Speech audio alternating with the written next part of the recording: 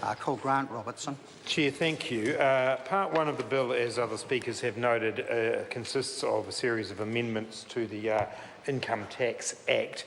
And as Julian Genter has just said, the vast bulk of them are actually about amending terms to give them clarity of meaning. And when we were in the Select Committee, we had a number of discussions about, in fact, it really did come a little bit like an English language class, in that we had a number of discussions about the difference between ask and apply, request and apply. We, as Stuart Nash has already said, we deleted the word written in a number of places because, of course, people are not strictly speaking writing things today as they have done in the past. And quite clearly, taxation law needs to be modern.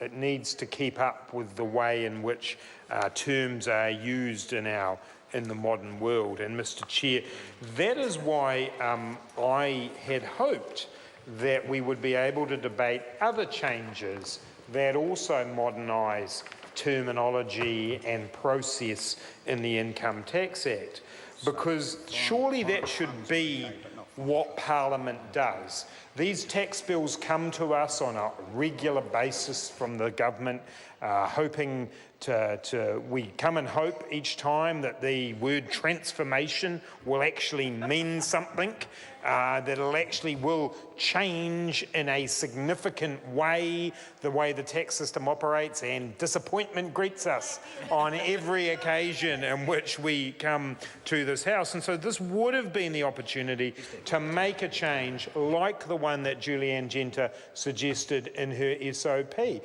because part one of the bill is about the terminology that is used in the Income Tax Act so that everybody using the tax system understands it. And right now today, there's a section covered by this, section 59, as Julianne Genter said, that is not at all clear about what it actually is there to do. There's a heading in the Act, foreign trusts. But actually, when it comes to what's required of people when they read that section, they come to the Act, they read the Act and they say, what is a foreign trust? At the moment, it's bizarre. What it actually says is, we're not actually interested, apart from if you're in Australia, we're not actually interested whether or not a foreign trust, who the foreign trustees are, where they're coming from. And so that kind of terminology, Mr. Chair, is actually important to the operation of the Income Tax Act. Being able to understand when someone fills out a form, and the process, Mr. Chair, here is that there's the section of the Act, section 59, which was seeking to be amended here, that then in turn creates an obligation under the Act which is fulfilled by filling out something called an IR 607 form, which is the form that you fill out if you want to have a foreign trust. And so what this bill, what the SOP Julianne Genter put up, sought to do... Yeah, but it's out of order. Point of order, Mr. Chair, point of order. Wait till I've ruled. We can't talk about foreign trusts because that's not in the bill. Foreign funds is a different matter. Foreign trusts is out of order because it doesn't appear in the bill. And that's what I ruled on earlier on, and that's why I want the member to come back and focus on what's... he was right up until he started talking about foreign trusts. Point of order, Mr. Chair. Point of order, Mr. Chair.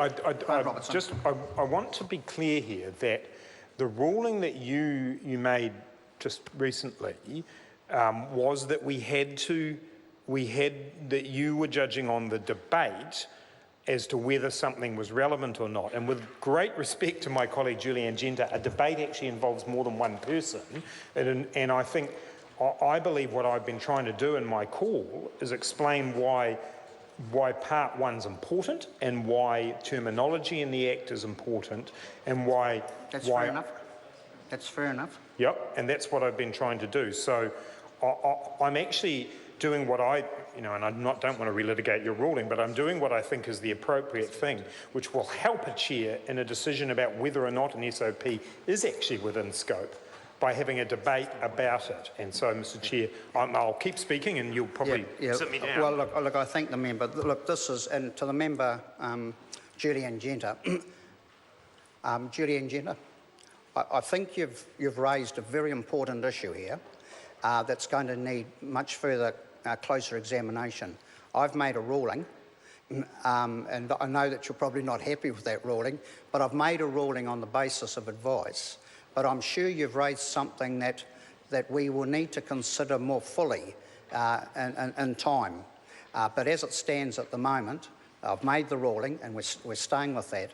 And to Grant Robertson, the points that you were making, tread very carefully, but you are, up until the foreign trust part, you were within the scope in my view, so Grant Robertson. Thank you, Mr Chair. And the point that I was making in the first of a couple of points I want to make about part one was that the issues that are covered in part one are around terminology, essentially, and that those things are important and that they are in constant need of updating. Because the meaning of words and the way words are interpreted does change. And, for instance, there was a discussion in what is the new clause 31 about the difference between informed and notified. So, the idea that being notified came back in the definitions that we discussed to a very formal concept, a concept that would be one that would have to be in writing, for instance. And so we discussed the importance of how those terms change their meaning over time. And the same applies, I think, to matters throughout the Income Tax Act, including definitions of terms like foreign fund, foreign trust, whatever you want to choose, Mr Chair. And so I think that there's a valid discussion to be able to say, let's get the terminology right and let's be consistent with what happens in the rest of the world. And that is one of the criticisms that has been taken place in recent times over aspects of our tax legislation, is that we're out of step with the rest of the world. That we are creating the mismatches that the Prime Minister talked about and the Minister and the Chair talked about in the House earlier today. The concern that there's a mismatch between our tax regime, Mr Chair. Grant Robertson. Thank you. Between our tax regime and that of another country. That's what creates difficulty, what creates what they call arbitrage opportunities for people if there's a difference between one country's tax system and another. Therefore, the terminology that we use needs to be consistent internationally, and I think that's precisely what Julian Genter was attempting to get across in her SOP, is that the way in which we govern particular aspects of our tax regime is not consistent with the rest of the world. The terminology we use, the underlying meanings of the forms that we ask people to fill in are not the same, and that can be exploited by people who want to hide their wealth, people who want to not pay their fair share, and we should not stand for that as a country, Mr Chair. So that's why in part one of this bill, the changes to terminology are important, because New Zealand should have a tax system that is consistent, that is well regarded around the world, and that is at risk as we stand here today. Mr Chair, I do want to move on in the remainder of my call to another matter in part one, which is the question of employee share schemes. Just to make sure we're all happy that this is in scope, it's covered precisely by clauses 52 and onwards from there. And essentially, Mr Chair, the issue that the committee was asked to debate when this came up were effectively changes that allowed employees to choose to withhold tax using the PAYE rules on any employment income that an employee receives under a share scheme, and there was a balancing requirement put into the legislation that there be a requirement on employers to disclose the tax value of any benefits under a share scheme done using a monthly schedule for employers. And largely people supported part one of that, which was that there should be more flexibility around the way that tax on employee share schemes was imposed, but people weren't so keen on the requirement on the other side to be able to actually report on that. And so the officials and our expert advisor worked on this, because employee share schemes are a good thing. They're an important part of many people's contracts and working lives now, and they're well regarded by a lot of employees, and it helps people feel a sense of ownership of the organisation that they work for. But obviously when it comes to taxation, they create some level of complication and the possibility that that people won't be as transparent as they were. So the committee, when we considered this, adopted a series of changes that essentially allow there was a general acceptance that employees could choose to use withholding tax to deal with this. But in terms of their reporting obligations, a number of changes were made, essentially allowing large employers to have additional time to compile the necessary information for making the returns that were needed.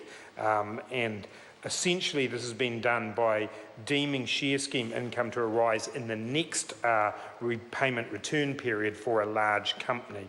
And that's understandable because it gives them the benefit of a little bit of additional time to be able to do this whilst still disclosing the information that would be required in a normal monthly schedule. So, Mr. Chair, we were happy in the committee to accept that recommendation to allow for companies to do this, but our expert advisor was at pains to point out to the committee that this was the kind of clause we would probably have to return to and review at some point to ensure that actually the obligations were being met and that they were not too onerous themselves when they were met.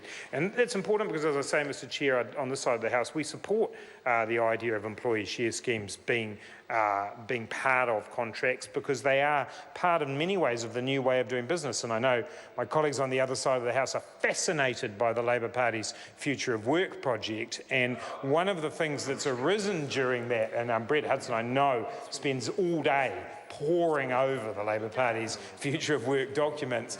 And if he did, he would see that one of the issues that's arisen during that discussion is different forms of organisation of work, be they cooperatives, be they people working on their own and self-employed, or examples like share schemes and the growing use of those in the future of work. And so on this side of the House, we are happy to support the clauses about this because they allow us to support a new way of people being recompensed and keep the Inland Revenue Department happy at the same time. But Mr. Chair, that level of flexibility that's now been included for those who employers with employee share schemes to be able to choose how they pay their tax and to have a little bit of scope in terms of when they disclose that needs to be handled carefully. I'm going to call Dr. David